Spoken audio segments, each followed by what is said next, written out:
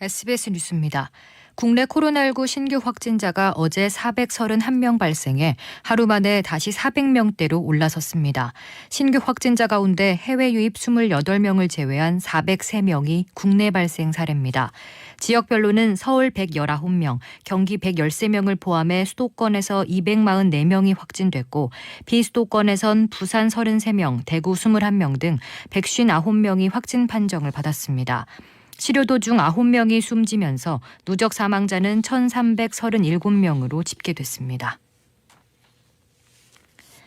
정세균 국무총리는 신학기가 한 달여 앞으로 다가오고 있다면서 교육부에 방역당국과 협의해 신학기 수업 방식과 학교 방역 전략을 미리 준비해달라고 지시했습니다.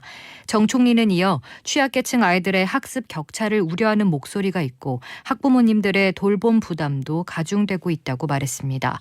특히 오랜 시간 친구들을 만나지 못한 아이들의 사회성 부족과 우울감 등 정서적 문제도 걱정된다고 지적했습니다.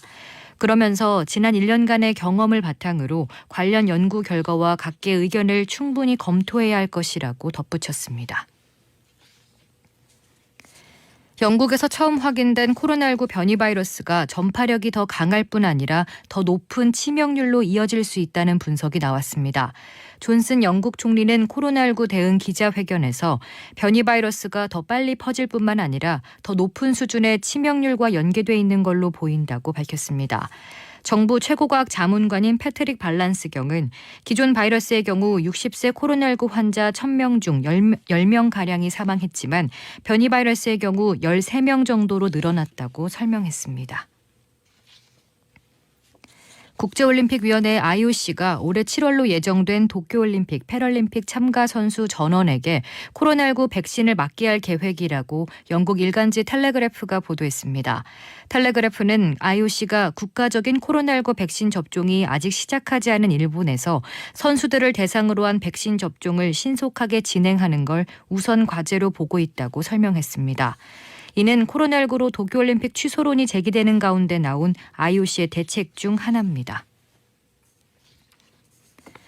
서훈 국가안보실장이 미 바이든 행정부의 첫 국가안보 보좌관 제이크 설리번과 통화했다고 강민석 청와대 대변인이 밝혔습니다. 강 대변인은 양측은 한미 동맹의 굳건함을 재확인하고 동일 지향점을 향해 같이 나아가는 동맹으로서 한반도 영내 문제뿐만 아니라 코로나19, 경제회복, 기후변화, 사이버 등 글로벌 이슈에서도 함께 적극 협력해 나가는 것이 기요하다는 데 인식을 같이 했다고 말했습니다. 그러면서 양측은 조속한 시일 내 한미 양국 정상 간 소통을 시작하는 것이 중요하다는 데 공감했다고 전했습니다. 미국 백악관이 북한 억제가 중요한 관심사항이며 대북 정책에 대한 철저한 검토를 진행할 것이라고 밝혔습니다. 젠 사키 미국 백악관 대변인은 현지 시간 22일 브리핑에서 북한의 핵과 탄도미사일 등이 국제안보에 심각한 위협이고 글로벌 비확산 체제를 훼손한다는 게 조 바이든 대통령의 확고한 견해라며 이렇게 말했습니다. 그러면서 한국, 일본 등 동맹과 긴밀히 협의해 미국과 동맹을 안전하게 유지할 새로운 전략을 채택할 것이라고 밝혔습니다.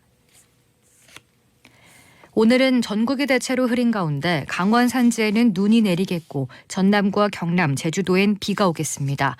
특히 강원 북부 산지에는 내일까지 최대 30cm 이상의 큰 눈이 내리겠습니다. 낮 최고 기온은 전국이 2도에서 14도로 어제와 비슷하겠습니다.